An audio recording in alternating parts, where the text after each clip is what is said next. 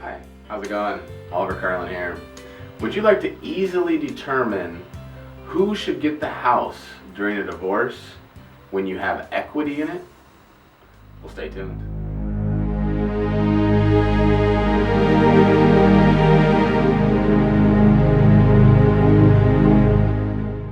Hey, how's it going? Welcome back. Alright, so how to determine who's going to get the house during a divorce. That's what you want to know, right? Now, before we get into that, just so you know, there's a lot of other scenarios, right? You may owe more on your house than it's actually worth. You may owe less on your house than it's actually worth. You may want to sell the house. You may want to keep the house.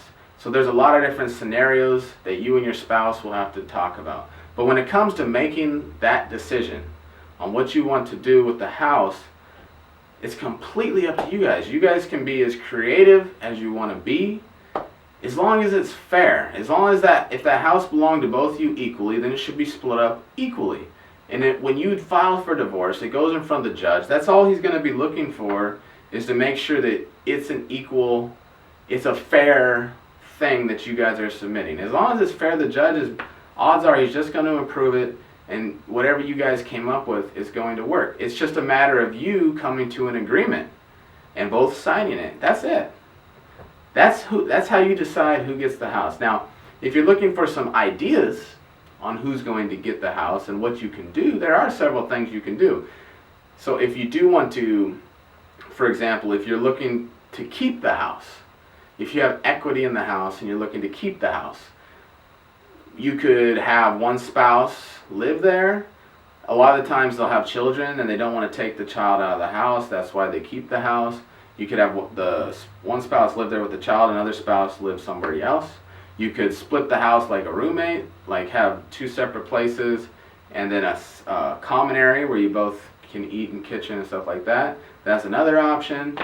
Another option is you could alternate when someone's living in the house, when someone's not living in the house. And you both have a separate place out in town that you live at when you're not living in this house. You have separate rooms and everything. And then the kid gets to live with both the parents.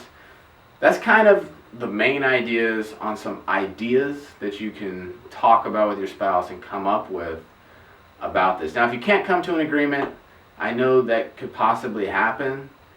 Then the next step would be mediation, where you sit down in front of like a lawyer and they do a mediation where they recommend ideas and they help you to come. You could also use a relative that you trust to do the mediation. Last resort, you go to a court and the judge is going to decide whatever they want to decide. You may not like it. So it's better to come up with the idea yourself. Now, in this video right now, what I want to cover is 3 ways to help you keep the house, if that's what your goal was, when you do have equity. Equity being you owe less than the house is worth, right?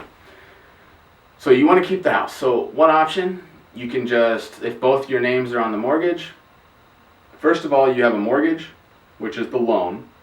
Then you have a deed, which is a document filed with the state that says who owns that house. 2 separate things. The mortgage puts a lien on the title so that if you try to sell the title, the mortgage has to be paid first. So 2 separate things. The mortgage could have 2 names on it. The deed could have 1 name on it. So if both your names are on the mortgage and you want to change it to one person, and what you would do for that, you could do a refinance. A refinance would pretty much take one person's name off and put another person's on. For the deed, you could do a quitclaim deed or an interspousal transfer deed, and that would just transfer all the rights to one person. Now, whoever owns the deed has the right to sell that property and keep the profit. Whoever owns the mortgage is responsible for making payments for that house. So it'd be kind of weird if one of you owned the mortgage and the other one owned the deed, because you're responsible for paying the bills. This person's can sell the house and make a profit. It would just be awkward, but that's the 2 separate things that you have there. Now, you could also do a release of a co-borrower. So if you're both on the mortgage, you talk to the lender about a release of a co-borrower, and you don't even have to do a refinance. But again, the lender prefers refinancing. Now, one quick note there though, if you try to take someone off the mortgage and the person you're leaving on the mortgage doesn't have any income coming in, the lender is not going to allow them to be on the mortgage by themselves. So that is something else you have to look at. Okay, so that's refinancing. Now another option is, that would just put the name in someone else's name. If you didn't really have much equity and you're just like, you know what, just take the house.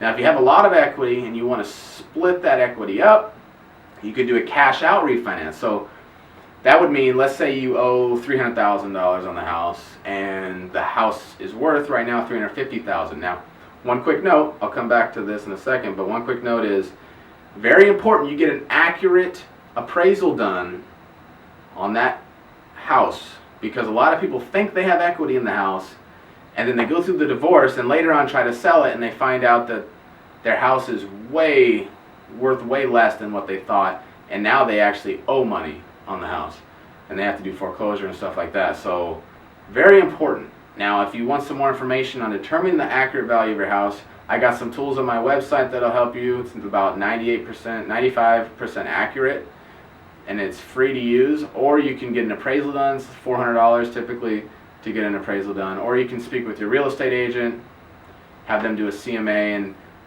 that's not as accurate. So, but get an accurate appraisal on the value of the house. So going back to our scenario, was if you had equity, so $300,000 is what you owe. You've determined your house is worth $350,000, right? So now you subtract the two, that leaves $50,000 equity in the house that you could take out if you sold it, because you'd sell it for $350,000, you'd pay off the loan $300,000, you have $50,000. Now one quick note there too is if you do sell it, there's broker fees, 6%. 6% of $300,000 is about $18,000. So that's something to consider too, because if you're saying, oh, we got $50,000 equity, let me split the equity, you take 25, you take 25, and then the other person that took 25 goes and sells the house, they spend the broker fees, $18,000, that leaves them with what, like $7,000, and the other person got a cash out of $25,000.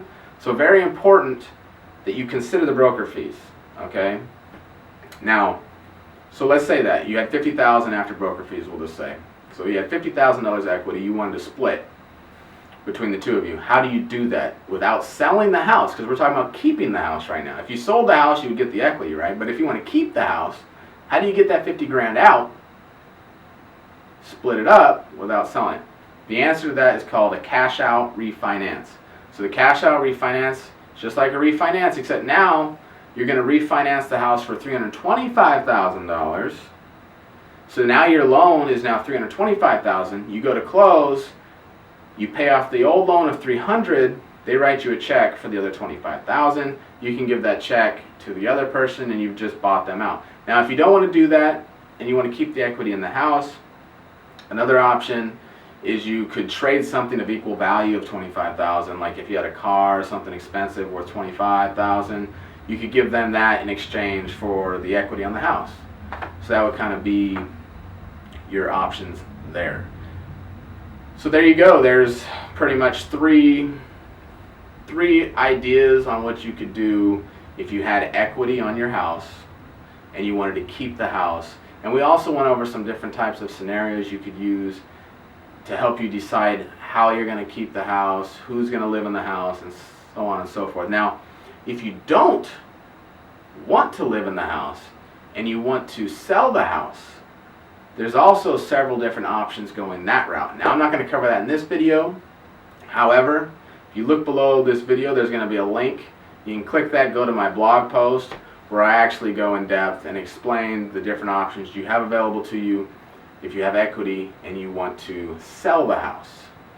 Now, I've also gone into other options on my blog explaining if you don't have equity, you could be underwater on the house, you've done your appraisal and you've determined, oh crap, I'm underwater on this house, what do I do now? So don't worry, there's several options available to you.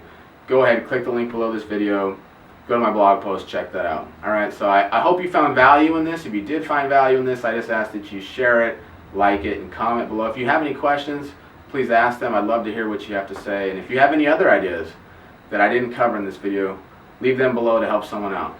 Alright, well, take care. I wish you the best of luck. I know divorce can be they say it's one of the most traumatic experiences in your life, next to a dear relative dying. So a lot of emotions going through the air. The last thing you might want to do is deal with a house when you're going through divorce. You just may want out of the house, and perfectly understandable. What if you have repairs on your house, and you don't want to deal with the repairs? There's so many variables when it comes to this. If you go to my blog post, I cover a lot of those things. There's options available to you where you could just walk away from the house in as little as 7 days without doing anything, and someone would buy your house. So there's so many options available to you. Check out the blog, share, comment, and I wish you the best luck. All right, take care.